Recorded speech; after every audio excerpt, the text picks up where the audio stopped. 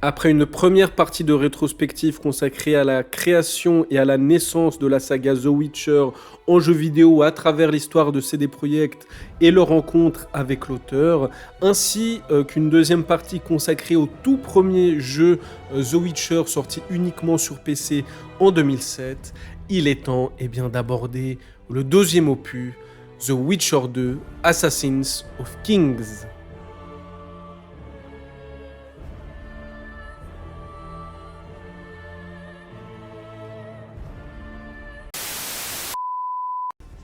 Après un premier succès commercial et d'estime, CD Projekt peut se projeter dans l'avenir avec davantage de sérénité.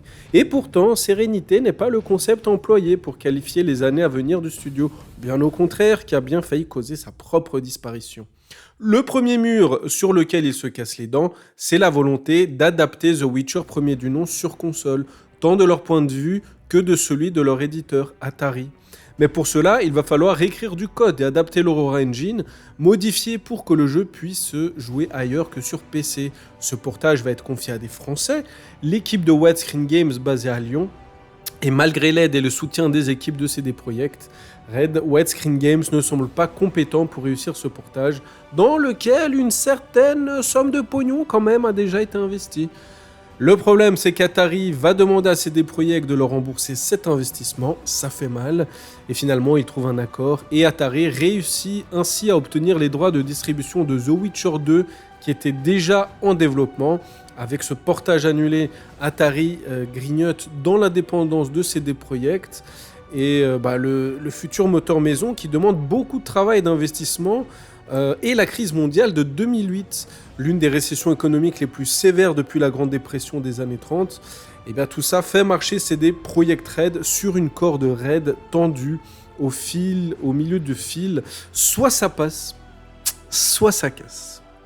Heureusement, le Red Engine est enfin fonctionnel après une grosse année de travail dessus, pendant que les créatifs du jeu commençaient à le développer en parallèle. Mais les difficultés ne s'arrêtent pas là, puisque, comme toujours, CD Projekt veut développer un jeu bien plus abouti que le premier, notamment au niveau technique et scénaristique. Ils ont notamment souhaité développer 2 scénarios, ce qui demande quelque part 2 fois plus de travail à tous les niveaux, en sachant pertinemment que beaucoup de joueurs et de joueuses n'allaient pas découvrir l'entièreté du contenu du jeu. Nous reviendrons dessus, mais Gérald devra notamment choisir entre 2 camps qui le mèneront à des endroits différents lors du chapitre 2, en sachant que le jeu propose un prologue, un épilogue et 3 chapitres en tout.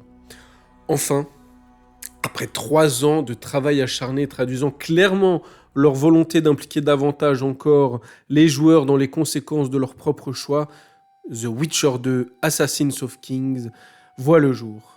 Et avant de rentrer concrètement dans le jeu, voyons les différences entre les versions PC et Xbox 360, parce que oui, la saga débarque enfin sur console. Ce deuxième épisode présente quelques différences notables entre les versions PC et Xbox 360, bien que l'expérience de jeu reste globalement la même en termes de narration et de gameplay.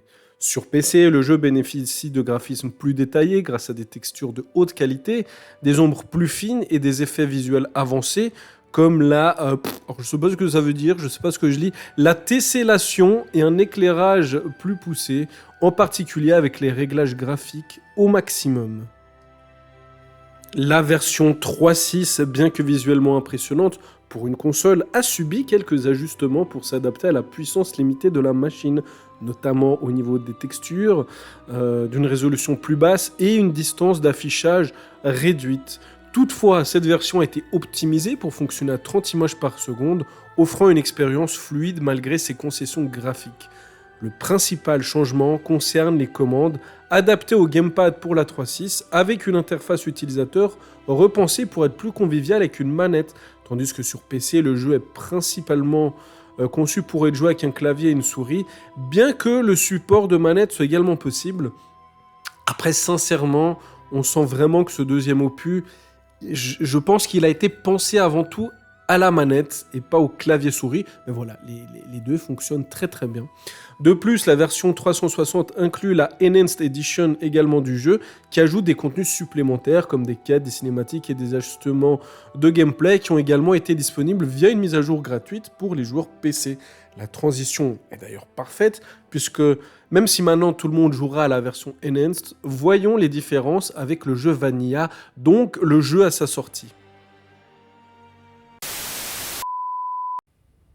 La version EE ou Enhanced Edition de The Witcher 2 apporte de nombreuses améliorations et ajouts par rapport à la version originale, donc Vanilla, sortie en 2011. C'était déjà le cas avec Witcher 1, vous n'êtes pas étonné. L'une des principales différences est l'ajout de contenu narratif avec plusieurs heures de gameplay supplémentaires, incluant de nouvelles quêtes, des zones identiques à explorer et des personnages supplémentaires, notamment dans le chapitre 3 ou plutôt... qui ont été enrichis avec de nouvelles intrigues. De plus, des cinématiques supplémentaires et des séquences de fin alternatives ont été intégrées, offrant une meilleure conclusion aux arcs narratifs du jeu. L'Enhanced Edition a également amélioré l'expérience de jeu avec des corrections de bugs, une optimisation générale des performances et une interface utilisateur plus intuitive. Les développeurs ont aussi repensé certaines séquences de combat et ajusté l'équilibrage du jeu, rendant certains affrontements plus fluides et pour ainsi dire plus justes. Enfin, des améliorations ont été apportées au tutoriel pour aider les nouveaux joueurs et joueuses à mieux comprendre les mécaniques complexes du jeu dès le départ, tout en conservant la difficulté plus ou moins inhérente à l'univers.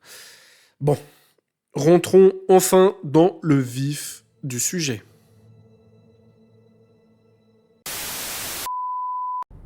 Sorti en 2011, Witcher 2 a été une véritable claque technique. Pour être franc avec vous, je me demande encore qui possédait une machine qui pouvait le faire tourner correctement à l'époque. Encore aujourd'hui, je trouve le jeu impressionnant visuellement, parlant, et mon PC, qui est pas une bête de course, mais qui reste assez viable pour ce genre de jeu, ne le fait pas du tout tourner à fond, loin de là. Alors, j'ai donc pas joué dans les meilleures conditions, et j'ai même eu pas mal de ralentissements dans certaines zones bien peuplées. Voilà, c'était pas l'idéal, mais globalement ça va, ça m'a pas trop dérangé non plus. Et même comme ça, je trouve le jeu toujours aussi beau.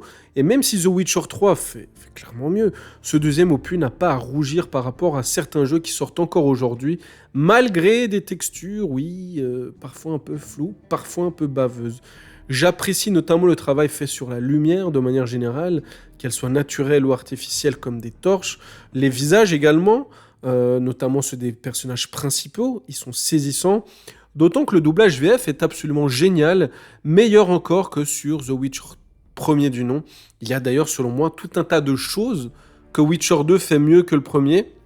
Il est évidemment plus beau, mieux doublé, avec des cinématiques bien plus belles, notamment celle qui introduit les jeux avec la mort du roi Demavent.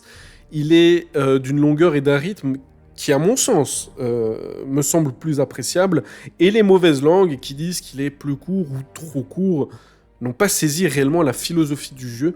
Si vous ne faites qu'une run, c'est sûr, le jeu est bien plus court, même si à titre personnel, je le trouve déjà généreux, notamment si vous vous lancez aussi dans les quêtes annexes, et dans un Geralt surpuissant, mais surtout, le jeu propose quasiment 2 jeux en un, puisque le choix crucial que l'on fait dans le premier acte entre Jorvet et Vernon va conditionner tout le reste. Mais surtout, je trouve que le gameplay des combats est bien meilleur. On a enfin l'impression de participer vraiment avec notre skill. Je trouvais que le premier était, en un sens, trop automatique, ou en tout cas automatisé. Il fallait choisir, oui, certes, ses potions, son style de combat, adapter ça en combat. Et puis voilà. Je résume, mais voilà, là le skill du joueur sera bien plus important, il est globalement bien plus dynamique aussi et plus stratégique en un sens, même si on peut regretter que l'on ne puisse pas boire de potions pendant les combats, ça j'avoue que ça reste un mystère, ça reviendra dans le 3. Heureusement, il faudra donc réellement se préparer, et maîtriser tout ce qui est parade, esquive, ce sera essentiel. Là où The Witcher 1 avait tendance à être plus linéaire et parfois répétitif dans ses quêtes secondaires, je trouve là aussi que le deuxième propose des environnements plus variés, des quêtes plus diversifiées et un récit découpé en actes bien distincts, offrant une progression au moins tout aussi satisfaisante, mais j'aurais tendance à dire quand même un peu plus. En somme, The Witcher 2 améliore de manière significative l'expérience globale du jeu, tout en conservant des éléments qui ont fait le succès du premier opus, tels que l'univers riche et les personnages profondément développés. La seule chose, en tout cas la plus importante que selon moi le premier fait mieux, c'est peut-être au niveau de son ambiance, de sa consistance et de sa cohérence. Le premier jeu est fondamentalement plus noir, plus uniforme. Ce n'est pas pour autant que le deuxième est totalement incohérent. Attention. Mais je trouve vraiment le premier plus consistant, même si au bout du compte, ça fait que les environnements et les ambiances varient moins. Le jeu, donc le deuxième, a été globalement bien reçu. Pourtant, il a eu de la concurrence. Je veux dire, l'année de la sortie de The Witcher 2, il y avait d'autres actions RPG majeures sur le marché, dont un certain Skyrim, un gigantesque jeu en monde ouvert développé par Bethesda qui a captivé les joueurs grâce à son univers vaste. Voilà, je connais pas, mais j'en ai entendu parler. Peut-être que vous aussi, avec plein de quêtes secondaires, une grande liberté d'exploration, qui est... peut-être, paraît-il, l'un des jeux les plus populaires même de l'histoire du JV, j'ai envie de dire. Il y avait aussi Dark Souls, qui a été assez marquant avec son gameplay exigeant et son approche novatrice du récit à travers l'exploration et les environnements. D'autres titres aussi comme Dragon Age, développé par BioWare, étaient également compétition dans le domaine des RPG, bien que bon, celui-ci, et a raison à mon sens, a reçu des critiques beaucoup plus mitigées. Et bien que son prédécesseur. Et dans ce contexte, on a Witcher 2, qui a quand même réussi à se démarquer par son histoire mature, son système de choix et conséquences, ses graphismes impressionnants pour l'époque.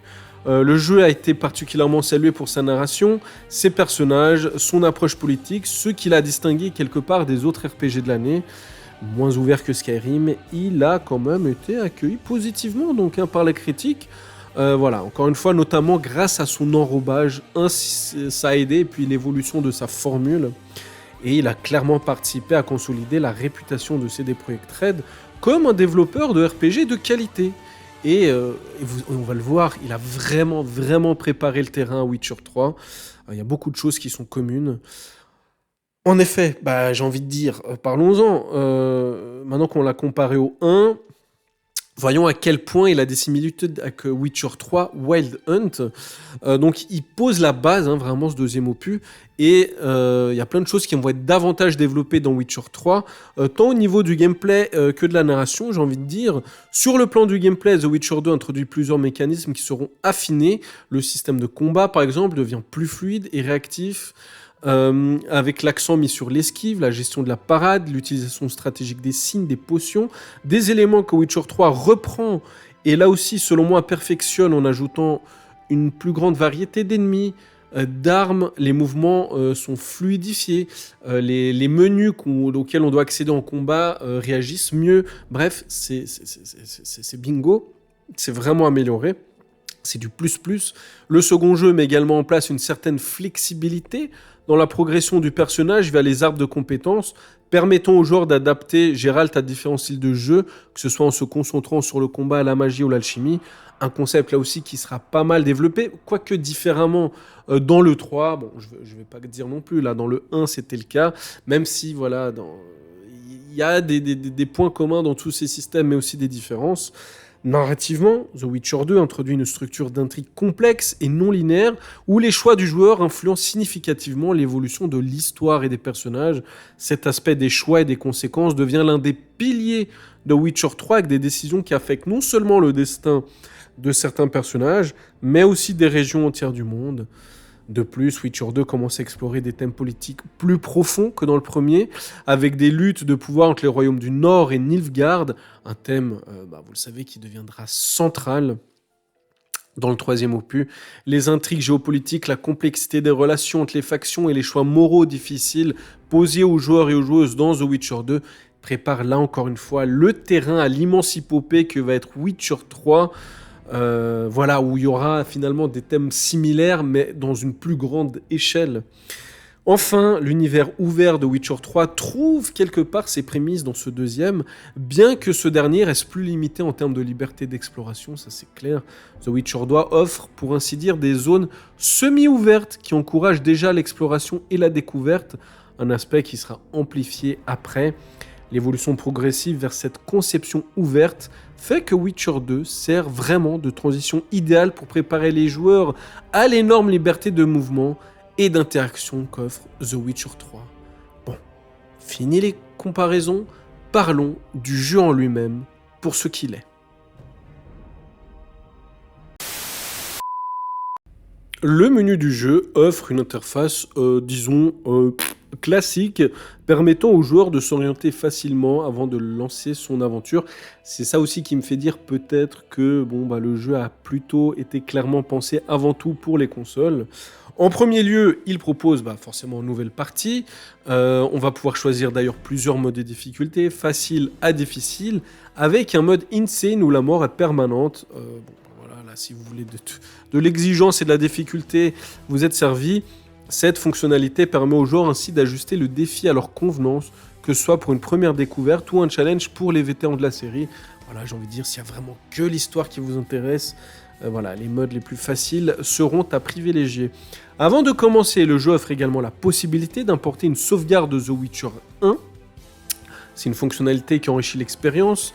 Et ainsi, on va pouvoir un petit peu, quelque part, intégrer davantage les choix et du coup émotionnellement les joueurs et les joueuses en faisant cette passation de sauvegarde. Ça renforce le sentiment de continuité dans l'histoire et quelque part donne un poids supplémentaire aux choix effectués dans le premier jeu. Par exemple, les décisions concernant la destinée de certains personnages clés, comme le sort de la sorcière Triss Merigold, ou les relations avec d'autres factions, se répercutent directement dans The Witcher 2. De plus, l'importation d'une sauvegarde peut également débloquer des dialogues spécifiques, des quêtes enrichant l'expérience de l'histoire. Les personnages réagissent différemment en fonction des événements passés, ce qui contribue à une immersion plus profonde. Par exemple, si le joueur a décidé de soutenir un certain personnage dans le premier jeu, cela peut modifier la manière dont ce personnage interagit avec Geralt dans le second. En outre, certains éléments de l'inventaire, tels que les objets, les équipements acquis dans Witcher 1, peuvent également être transférés. Ça reste limité quand même. Le menu inclut des options pour accéder aux paramètres, permettant aux joueurs de régler les contrôles, la musique, les effets sonores et d'autres paramètres graphiques pour optimiser leur expérience de jeu. Les joueurs peuvent également consulter des informations sur le jeu, comme les crédits et les tutoriels, qui les aideront à mieux comprendre les mécaniques et les systèmes en place. Finalement, on pourra également y retrouver les souvenirs de Geralt que l'on a débloqués au fil de l'aventure, ainsi qu'une courte vidéo présentant ce qu'est un sorceleur. Parlons maintenant du prologue. Le prologue de Witcher 2 commence dans une prison de l'Empire Nilfgaardien, où Geralt se réveille après avoir été capturé. Cette introduction va servir de contexte narratif et les enjeux politiques qui traversent le jeu. Geralt se retrouve accusé de l'assassinat du roi Fotelst de Téméria, et le prologue plonge immédiatement le joueur dans un climat tendu et dramatique. À travers une cinématique percutante, les enjeux sont clairement définis, mettant en lumière les tensions entre les royaumes et l'importance des choix moraux qui seront au cœur du jeu. Dès le début, le prologue enseigne les mécanismes de combat. Geralt doit s'échapper de sa cellule et faire face à des gardes, ce qui permet aux joueurs de se familiariser aussi avec les commandes de base. Les attaques légères, lourdes, l'esquive, l'utilisation des signes, des sorts magiques sont introduits, qui sont d'ailleurs, contrairement au premier, directement tous présents. Ce tutoriel sur le combat met l'accent sur la gestion de l'endurance, essentielle pour effectuer des esquives efficaces et lancer des sorts.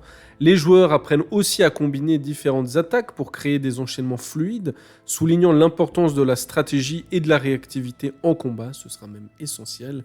En parallèle, le prologue met en avant le système de dialogue, où les choix du joueur influenceront les interactions avec les personnages.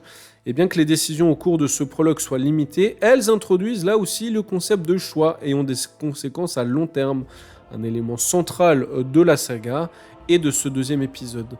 Par ailleurs, le joueur a l'occasion d'explorer un environnement semi-vertical, apprenant à naviguer et à utiliser le décor à son avantage, que ce soit pour éviter des combats ou pour prendre de l'altitude sur ses ennemis.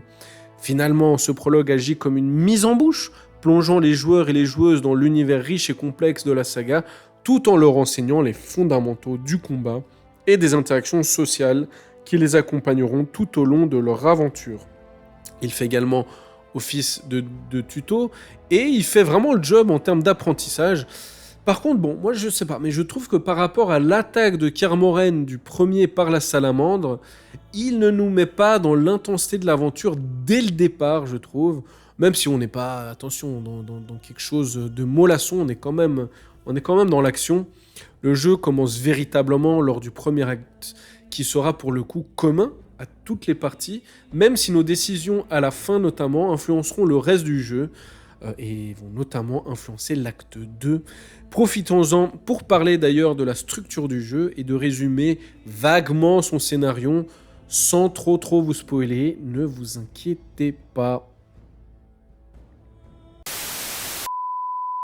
CD Projekt Red a décidé de structurer le jeu en différents segments, un prologue, 3 actes et un épilogue. Cette structure permet vraiment d'explorer un récit en faisant plusieurs choix, vous allez le voir, et d'ailleurs offrira une certaine rejouabilité. Donc après le prologue, le premier acte se divise en 2 voies, selon le choix du joueur entre le personnage d'Yorvet et de Rush. 2 personnages, on en reparlera, mais... Alors, le premier est carrément absent de Witcher 3, le deuxième est tellement en retrait qu'on peut presque parler d'absence. Donc, ici, si le joueur choisit Yorvet, il s'immerge dans les conflits entre les elfes et les humains, découvrant des complots au sein de la noblesse de Temeria, notamment la résistance elfique contre les humains. En revanche, suivre Roche permet d'explorer le côté plus militaire et politique, où Geralt aide Roche à combattre les forces de Nilfgaard, tout en naviguant dans les intrigues de la cour. Cet acte établit de relations avec des personnages importants et permet donc au joueur d'approfondir l'histoire de Geralt et son monde. Le deuxième acte, donc, va vraiment vous plonger dans les conséquences des choix faits dans le premier. Les histoires des personnages principaux se développent davantage et le joueur et les joueuses doivent faire face à des dilemmes moraux plus complexes. Si vous avez suivi Yorvet, il est entraîné dans une guerre entre les elfes et les humains, tandis que ceux qui ont choisi Roche doivent naviguer dans les luttes de pouvoir au sein de l'armée. C'est un acte riche en développement. Les quêtes secondaires sont assez intéressantes globalement. Moi, j'avoue que j'ai une préférence pour pour la voix de Yorvet, qui me parle nettement plus. Mais voilà, c'est vraiment une des richesses de ce jeu, c'est vraiment cet acte 2. Le troisième acte conclut les arcs narratifs et les histoires des personnages. Les décisions prises par le joueur dans les actes précédents ont des conséquences. Oui, quand même, si c'est pas aussi marqué qu'un acte 2, parce que ça sera dans la même zone, il va y avoir des conséquences, des ramifications. Donc là encore, une certaine richesse. Et enfin, l'épilogue, qui présente les résultats des décisions du joueur tout au long de l'aventure, selon le parcours choisi. Voilà, il y aura là aussi des conséquences assez différentes concernant les royaumes, les personnages et lui-même, Geralt. Et cet épilogue souligne que chaque choix a des répercussions durables. Et voilà, c'est là que tu te dis, ah bah tiens, ça est-ce que j'aurais pas dû faire autrement, machin. Ah bah ok, vous allez peut-être vous relancer dans le jeu. Là où dans le premier, que je trouve un peu fastidieux, je trouvais chaud de réenchaîner. Witcher 2, c'est vachement plus jouable, tu vois. Comme il est plus court, plus fluide, et peut-être encore plus complexe en termes de conséquences, eh bien, celui-ci vous donnera clairement plus envie de recommencer, prendre l'autre voie. En plus, vous pouvez vraiment sauvegarder facilement et dans plusieurs slots, donc vous pouvez même ne pas tout recommencer dès le départ, mais voilà, un moment de l'acte 1 où il faut faire un choix crucial. Et voilà, comme je vous le disais, si vous voulez vraiment profiter à fond du jeu, je dirais qu'il faut au moins le refaire 2 fois. Au moins. Et il y a évidemment plusieurs fins différentes. Parce qu'il y a au moins 2 jeux dans le jeu. Donc, en suivant Yorvet, Geralt s'immerge dans la lutte des elfes contre l'oppression humaine, et même peut-être au sens plus général des non-humains. Cette voie met en avant des thèmes de résistance, de lutte pour les droits des opprimés, offrant une perspective nuancée sur les tensions raciales dans le monde. Geralt forme des alliances avec des personnages clés, comme Yarpen Zigrin, que j'adore, quoi, un nom super badass. Il y a Saskia également, la leader de la rébellion elfique. On croisera bien évidemment Jaskier, qu'on voit déjà à Flotsam, mais Jaskier et Zoltan aussi seront bien présents durant cet acte avec Yorvet. Les quêtes principales dans cette voie incluent des missions axées sur le soutien aux elfes, comme la libération de captifs et la protection de villages elfiques, soulignant les enjeux moraux de la guerre. En revanche, en choisissant la voie de Roche, je vous le disais, c'est vachement plus militaire. Et là, voilà, on rentre dans les intrigues politiques de l'armée de Téméria. Ce parcours met en lumière les dynamiques de pouvoir et les luttes internes au sein de l'armée. On va collaborer avec Roche, Vernon Roche, un capitaine d'élite de l'armée de Téméria, qui, voilà, même si son roi est mort, il lâche pas l'affaire. On est sur des objectifs plus stratégiques, comme la neutralisation de menaces contre le royaume. Ouais, ce qui donne vraiment un ton plus militarisé à l'histoire. Ça me plaît moins, mais voilà, c'est quand même en tout cas assez contrasté avec l'autre voie, donc c'est vraiment bienvenu. Voilà, dans cette voie, nos choix vont vraiment nous mener à des conflits ouverts avec des factions ennemies, des conséquences qui peuvent avoir un impact direct sur la stabilité du royaume. Les différences se manifestent également dans les interactions avec d'autres personnages et la façon dont Geralt est perçu par le monde. Pour vous donner un exemple, en suivant Iorveth, Geralt est plutôt perçu comme un allié des opprimés, des non-humains, ce qui peut ouvrir, là encore une fois, des portes ou en refermer, et offrir des alliances inattendues. Alors qu'en suivant Roche, il va plus être le défenseur de l'ordre établi, des humains et tout. Voilà. Donc, voilà, tout ça, ça va influencer la perception qu'on a de Geralt. Et je vous invite, encore une fois, à découvrir le jeu au moins 2 fois, même si en vrai, sa rejouabilité est encore meilleure, puisque il y a en plus plusieurs fins, vous allez pouvoir développer les arbres de compétences de Geralt différemment. Bon, voilà, il y a plusieurs façons ou plusieurs raisons plutôt de refaire le jeu. Explorons maintenant les différents systèmes du jeu, en commençant par le principal, puisque vous allez beaucoup faire ça, et pas mal d'autres systèmes tournent autour de lui. Je veux bien évidemment parler de la baston.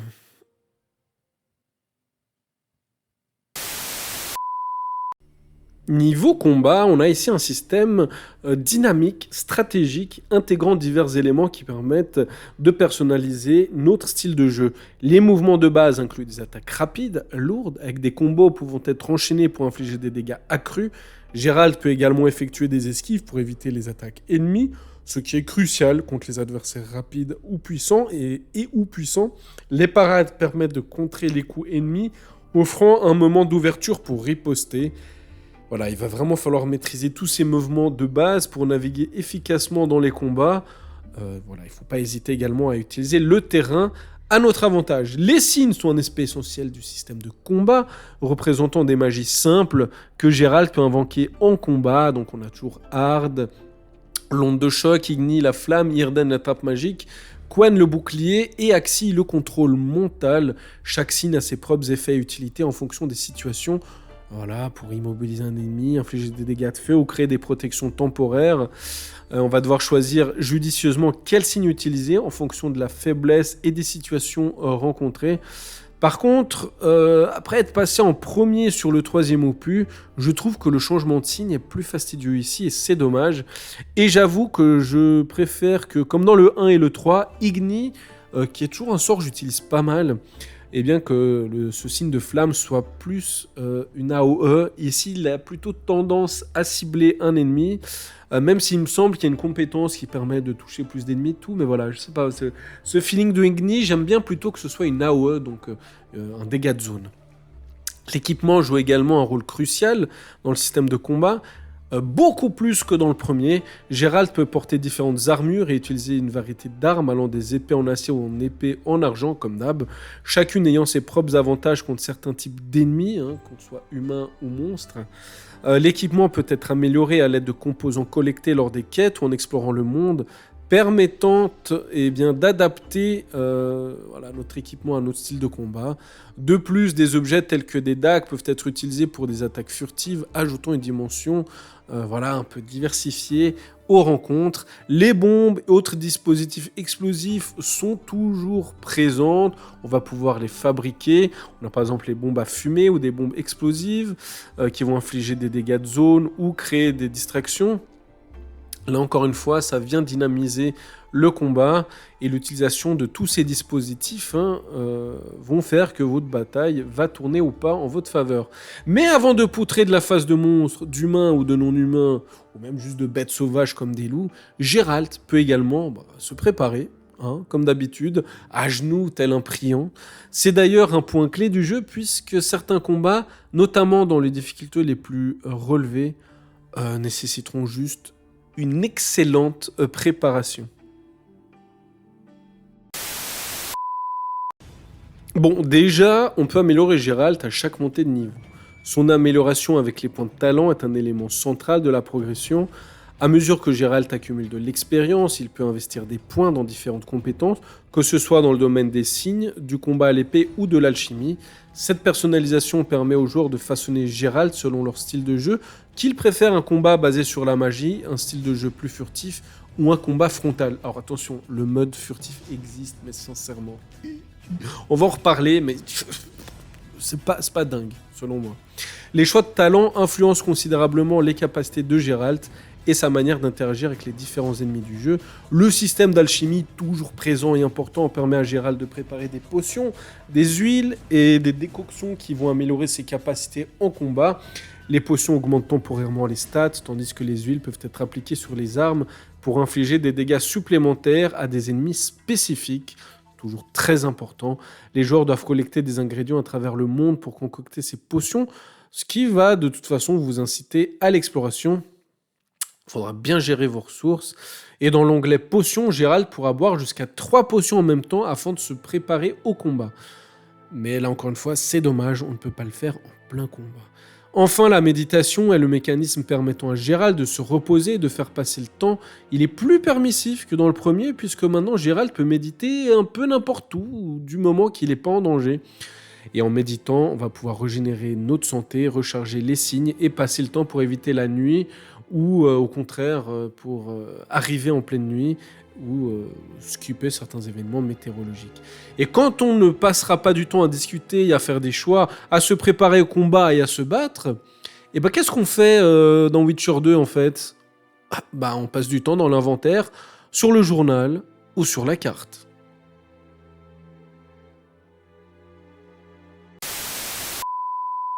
Bon, déjà dans l'inventaire, il va y avoir plusieurs catégories, sous-catégories, les armes, les armures, l'onglet alchimie qui va être essentiel pour la préparation de tout ce que l'on a cité avant, un onglet objet, je vais y arriver, avec divers éléments tels que les livres, les lettres.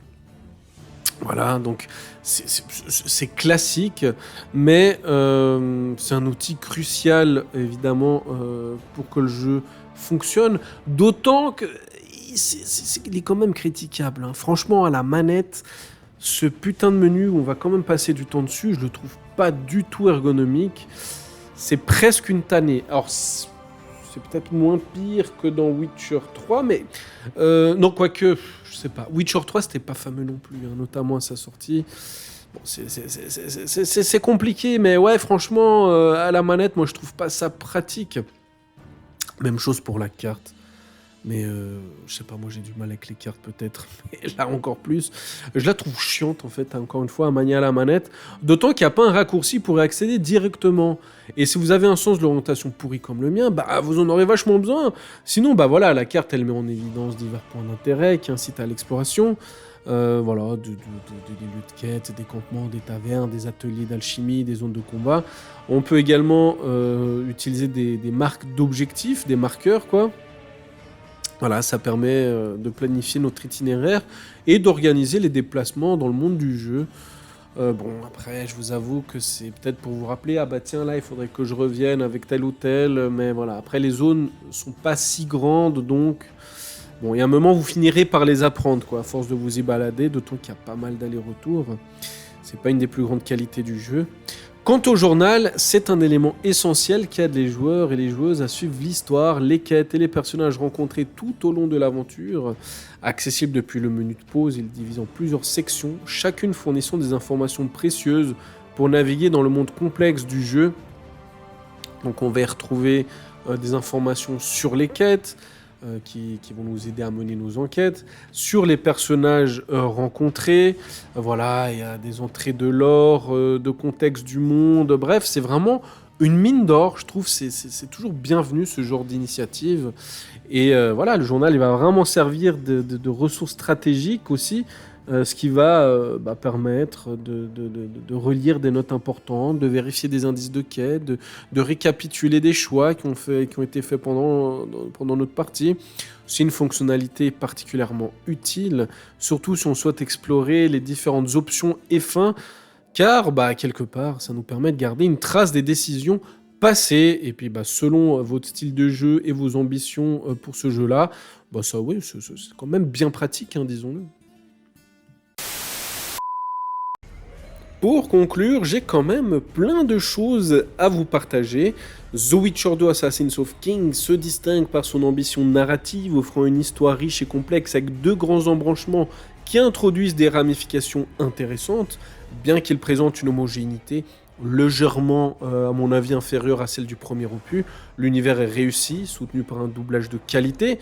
Voilà, tout ça, ça renforce vraiment l'immersion. Le système de combat et l'alchimie ont été améliorés, rendant les affrontements plus dynamiques, tandis que la méditation a été simplifiée, permettant une gestion plus fluide des ressources.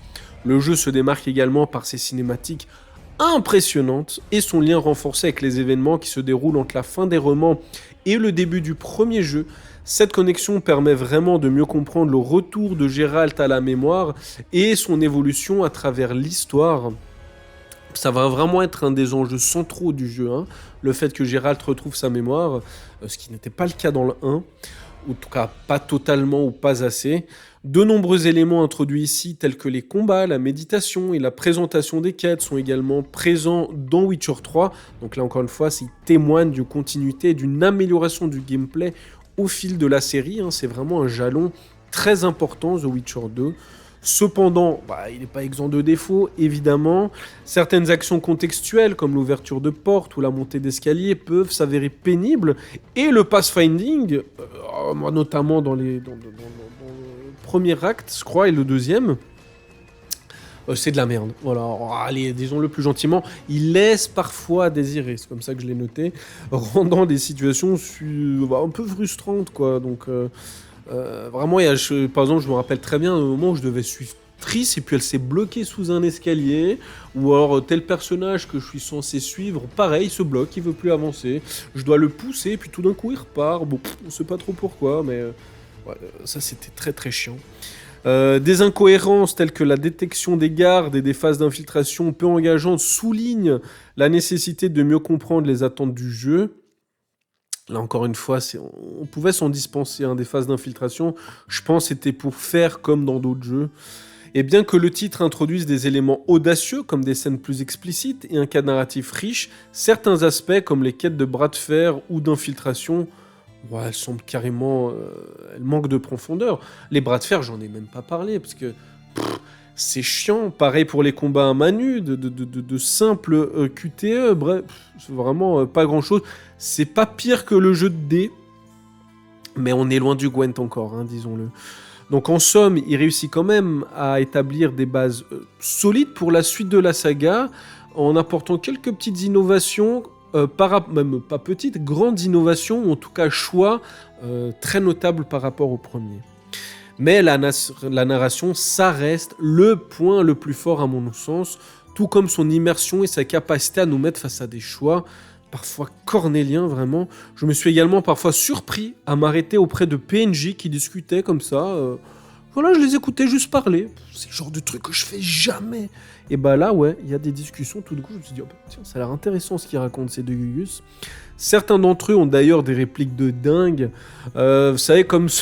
Ce nain, j'espère que YouTube va pas trop le prendre mal, mais qui me dit, qui m'envoie chier en me disant retourne donc baiser ta bourgeoise, toi, sympa. Ou alors ce rêve, il y a un moment où on a accès à des rêves de gens, de paysans, où on entend une belle femme scander le slogan plus il y a de foutre, plus on jouit. Je veux dire, c'est poétique, c'est beau quand même. En parlant de sexe, c'est vrai que j'ai pas encore abordé ce point. Je vous ai juste dit que c'était plus explicite que dans le premier. Le jeu a abandonné son système de cartes. Il avait fait trop polémique. Finalement, il apportait pas grand-chose, hormis de l'humour au jeu et un aspect collectionniste. Dans ce deuxième opus, les scènes de sexe, je vous le disais, sont plus explicites et intégrées de manière plus audacieuse, je pense, dans la narration, alors que dans le premier, c'était suggéré, c'était traité avec une certaine subtilité, mais bon, après, c'était des gros lourds hein, avec le système de cartes, donc il y a subtil et subtil, quoi.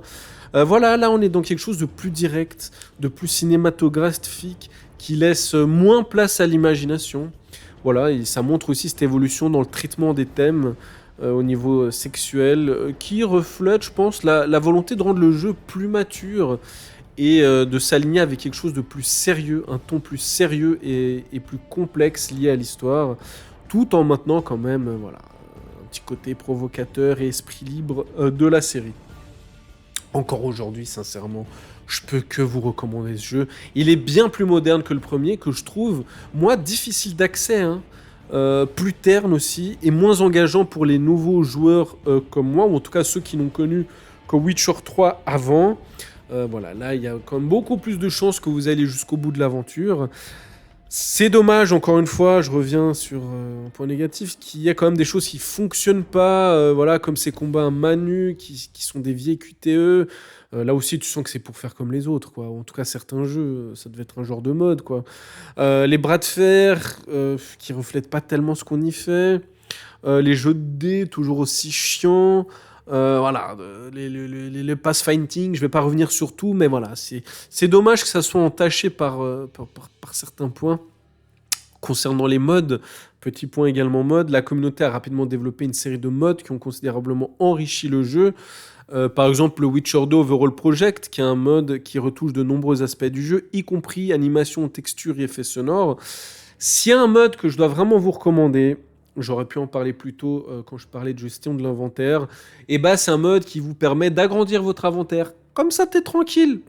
Pourquoi? Mais parce que dans ce jeu, t'as vite l'inventaire plein. C'est chiant, c'est très chiant. Plus vite, je trouve, que dans Witcher 2. Donc bon, après, tu dois faire des allers-retours vers des marchands ou abandonner des trucs. J'ai plus le nom du mode qu'elle a pendant que j'enregistre, mais un mode qui permet d'agrandir l'inventaire, ça va vous simplifier.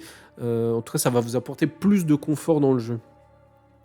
Le jeu, bah, je vous l'ai déjà dit, fait plus que bonne impression à sa sortie. Il reçoit un meilleur métacritique que le premier d'ailleurs, reflet d'une presse conquise. De plus, le jeu est vraiment beau pour l'époque, ce qui démontre que le Red Engine a du potentiel dans le futur. Mais il peut être amélioré, parce que, si je dis pas de bêtises, Witcher 3 a également été fait avec le Red Engine. Cette première version est donc couverte d'éloges à plusieurs niveaux.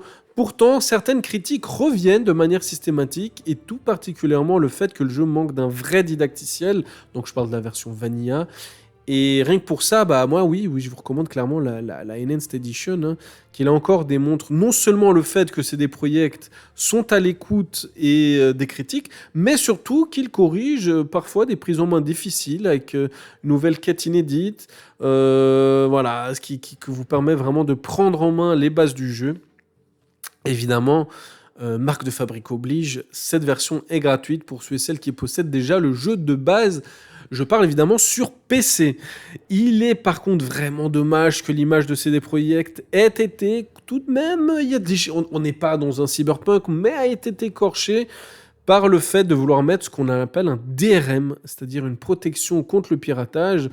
Dans ce deuxième jeu, alors que la philosophie de l'entreprise a toujours été contre ça, finalement, ils abandonnent, ils renoncent à cette idée, mais le nouvel éditeur en Europe, donc Bandai Namco, à qui Atari a cédé les droits européens du jeu, n'est pas bien content de cette décision.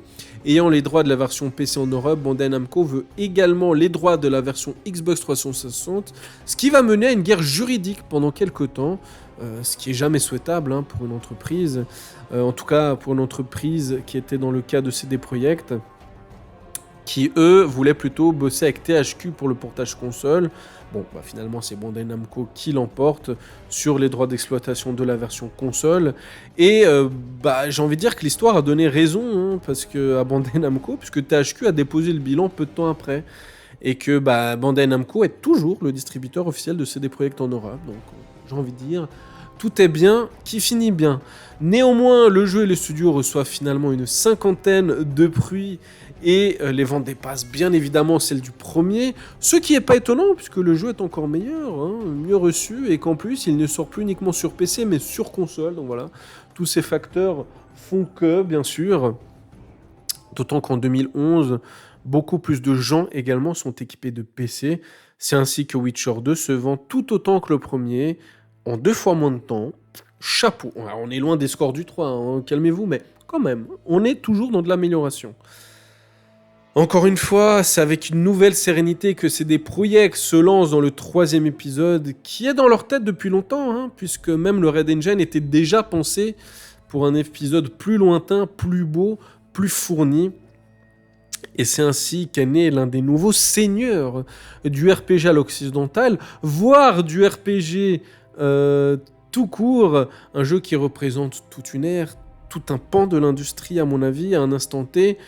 Je vais bien évidemment parler de Witcher 3 Wild Hunt. Mais ça, ce sera pour une prochaine partie de la rétrospective. Merci à toutes et à tous d'avoir suivi cette partie-là jusqu'au bout. On se retrouve pour la suite, pour parler du 3e épisode. Bisous.